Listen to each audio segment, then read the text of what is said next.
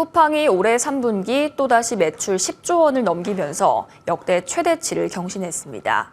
지난 분기 영업이익 적자를 냈지만 한 분기 만에 다시 흑자로 돌아선 건데요. 쿠팡의 독주가 이어지는 가운데 다른 이커머스에는 먹구름이 여전합니다. 최유빈 기자와 자세한 이야기 나눠보겠습니다. 어서 오세요. 쿠팡이 분기 기준 역대 최대 매출을 썼습니다. 자세히 짚어주시죠. 네, 쿠팡은 올해 3분기 매출 10조 6,900억 원을 기록했다고 오늘 공시했습니다. 지난 분기에 이어 매출 10조 원을 돌파한 건데요. 분기 기준으로 역대 최대 매출이고요. 1년 전과 비교하면 32% 뛰었습니다. 영업이익은 1,481억 원으로 1년 전보다 29% 늘었습니다. 직전 분기는 공정위 과징금과 명품 플랫폼이죠. 팝패치의 손실로 적자를 기록했지만 한 분기 만에 흑자로 전환했습니다. 로켓 배송과 로켓 프레시 같은 커머스 분야 매출은 1년 전보다 20% 성장했습니다. 앞서 지난 8월 쿠팡이 멤버십 요금을 올리면서 회원 이탈 우려도 있었는데요. 분기 내에 제품을 한 번이라도 산 활성 고객은 전 분기보다 오히려 늘었습니다. 또 고객 한 명이 구매하는 매출도 증가했습니다.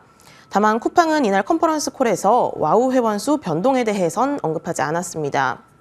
사실 그동안은 생필품으로 친숙하던 쿠팡이 지금 프리미엄으로 영역을 넓히고 있는 건데 유의미한 성과가 있었나요?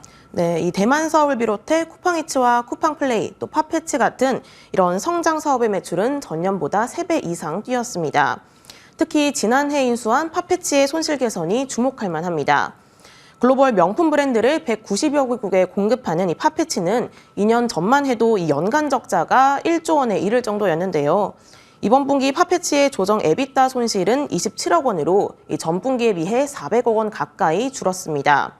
쿠팡은 최근 론칭한 뷰티 버티컬 서비스 알럭스에 대한 자신감도 드러냈습니다. 럭셔리 브랜드의 로켓 배송을 더한 서비스인데요. 시장에서는 프리미엄이라는 공통점을 가진 팝패치와 알럭스의 시너지도 기대하고 있습니다. 김범성 의장의 말 직접 들어보시죠. With Farfetch, our team is making significant progress in driving operational efficiency through disciplined execution. As we stated earlier this year, our goal was to achieve near break-even profitability by the end of the year. We hit that milestone this quarter.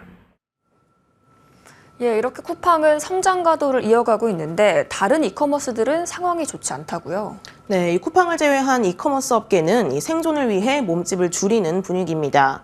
신세계그룹의 쓱닷컴은 희망퇴직에 이어 본사 이전을 결정했습니다. 내년 2월 강남에서 임대료가 상대적으로 저렴한 영등포로 사옥을 옮기기로 했습니다. 이에 앞서 희망퇴직을 진행한 롯데온도 잠실 롯데월드타워에서 삼성동으로 본사를 옮겼습니다. 롯데온에서 그로서리와 물류를 담당하던 사업부문이 롯데마트로 통합되면서 규모도 다소 축소됐습니다.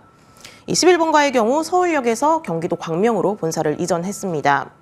반면 중국 이커머스인 알리익스프레스의 경우 삼성역 인근으로 사옥을 확장 이전했는데요.